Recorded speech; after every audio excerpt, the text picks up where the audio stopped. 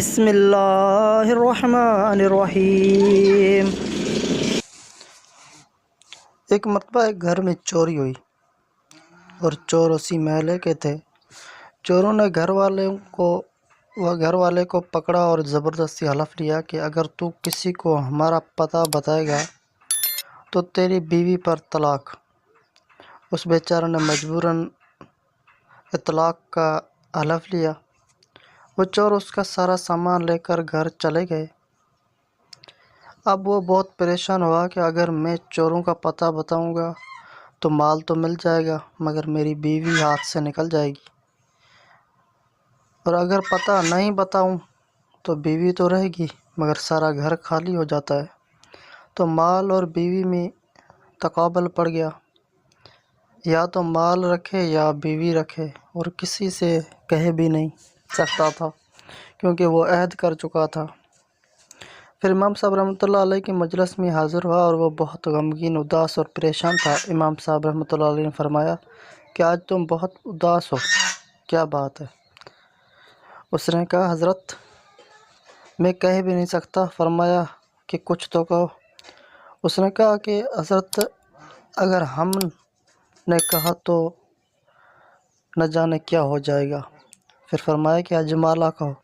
تو اس نے کہا کہ حضرت چوری ہو گئی ہے، میں نے عہد کر لیا ہے کہ اگر میں نے ان چوروں کا پتہ کسی کو بتایا تو بیوی پر طلاق۔ مجھے معلوم ہے کہ چور کون ہیں، وہ تو محلے کے ہیں، لیکن اگر پتہ بتایا تو بیوی پر طلاق پڑ جائے گی۔ امام صاحب رحمۃ اللہ علیہ نے فرمایا کہ مطمئن رہ، بیوی بھی ہاتھ سے نہیں جائے گی اور مال بھی مل جائے گا، اور تو ہی پتہ بتائے گا۔ کوفہ میں پھر شور ہو گیا کہ ابو حنیفہ رحمۃ اللہ علیہ یہ کیا کر رہے ہیں، یہ تو ایک عہد ہے، جب وہ پورا نہ کرے گا تو بیوی پر طلاق پڑ جائے گی۔ یہ امام صاحب رحمۃ اللہ علیہ نے کیسے کہہ دیا کہ بیوی اور مال نہ جائے گا؟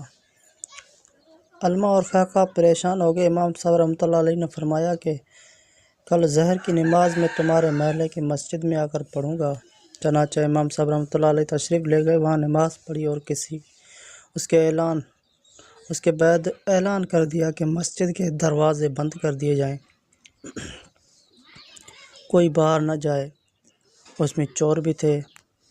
اس مسجد کا ایک دروازہ کھول دیا، ایک طرف خود بیٹھ گئے اور ایک طرف اس کو بٹھا دیا، اور فرمایا کہ ایک آدمی نکلے گا جو چور نہ ہو، اس کے مطلق کہتے جانا یہ چور نہیں ہے، اور جب چور نکلنے لگے تو چپ ہو کر بیٹھ جانا۔ چنانچہ جو چور نہیں ہوتے تھے ان کے مطلق کہا جاتا تھا کہ یہ بھی چور نہیں ہے، یہ بھی چور نہیں ہے، اور جب چور نکلنے لگا تو خاموش ہو کر بیٹھ جاتا۔ اس طرح اس نے کو بتایا نہیں مگر بتلائے سارے چور مطمئن ہو گئے کہ یہ سب چور ہیں۔ چنانچہ چور بھی پکڑے گئے، مال بھی مل گیا اور بیوی بھی ہاتھ سے نہیں گئی۔